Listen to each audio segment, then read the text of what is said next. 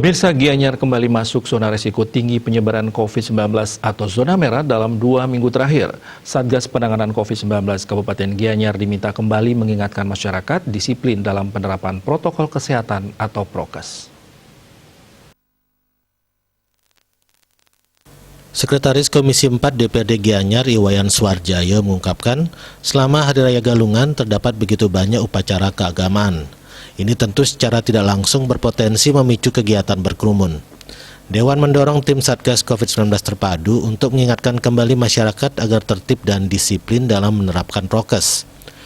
Pemerintah wajib mengingatkan masyarakat dalam penerapan social distancing dan physical distancing dalam tatanan kehidupan era baru. Hal ini mencakup memakai masker dan rajin mencuci tangan dengan sabun serta air mengalir. Masyarakat diharapkan selalu menjaga jarak, tidak berkerumun saat berkomunikasi dan berinteraksi dengan kerabat maupun anggota masyarakat yang lain.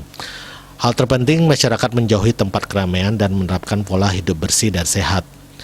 Tujuannya tentu saja agar pandemi cepat berlalu dan Gianyar bisa keluar dari zona merah menuju zona hijau. Walaupun ada kejenuhan, pemerintah mesti konsisten membangun kesadaran masyarakat secara bersama. Kegiatan-kegiatan yang mengundang kerumunan perlu dibatasi.